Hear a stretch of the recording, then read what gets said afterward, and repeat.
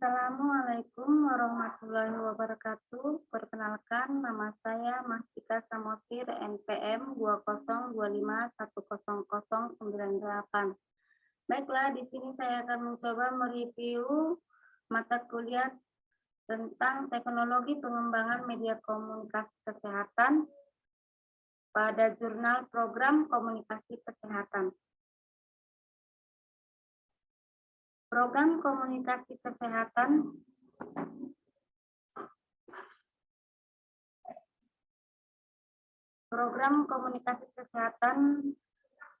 terbagi 5, antara lain 1, pengkajian atau asesmen, yang kedua perencanaan, yang ketiga pretest, yang keempat deliver message, yang kelima monitor atau evaluasi.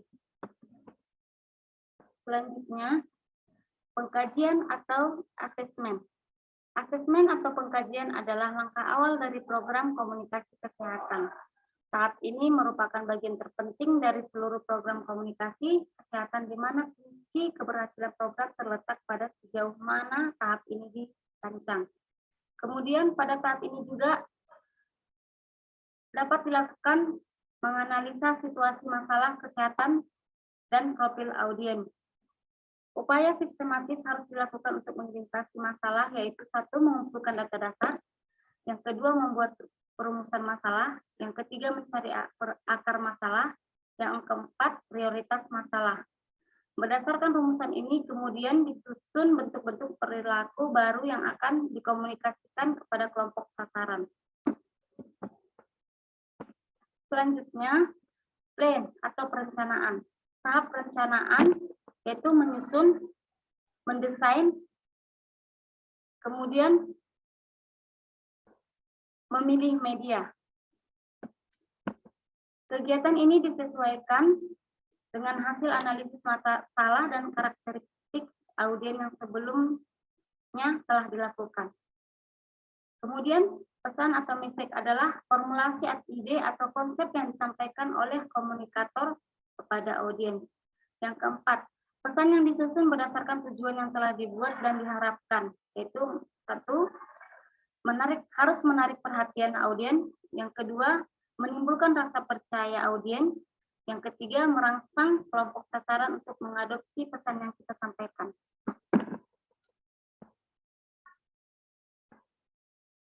Selanjutnya, pretest. Pretest adalah suatu alat atau wacana pengujian bahan draft atau konsep dan pesan pada perwakilan target audiens sebelum bahan tersebut diproduksi dalam bentuk final. Bahan-bahan komunikasi yang diuji antara lain yaitu media, yang kedua saluran komunikasi, yang ketiga konsep, yang keempat produk dan ide-ide produk, yang kelima kemasan, yang keenam simbol, selanjutnya slogan.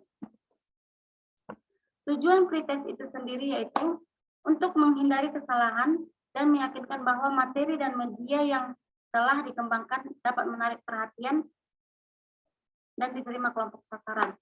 Yang kedua, tahapan ini juga dibutuhkan untuk mencari kelemahan yang mungkin ada atau menemukan sebab kegagalan dalam suatu program komunikasi kesehatan.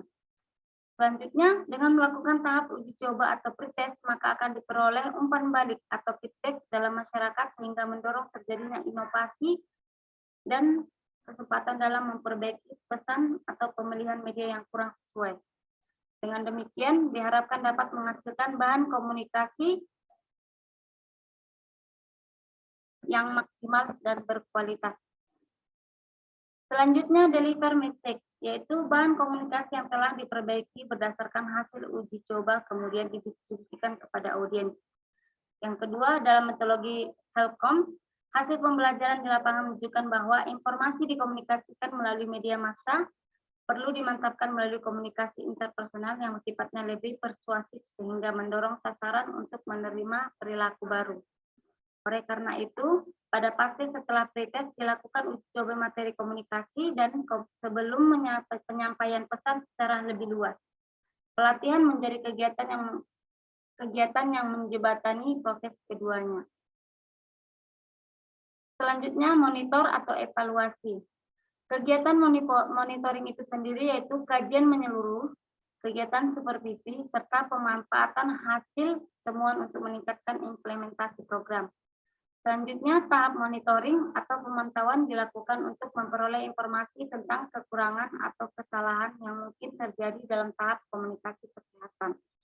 Yang selanjutnya, informasi hasil pemantauan sebaiknya dapat diperoleh tepat waktu agar perbaikan dapat dilakukan segera mungkin, sementara program komunikasi kesehatan terus berlangsung. Kemudian komponen yang dipantau pada pelaksanaan monitoring adalah logistik, interim efek atau pengetahuan atau reaksi, perubahan perilaku, dan peningkatan status kesehatan. Baiklah, sekian dan terima kasih.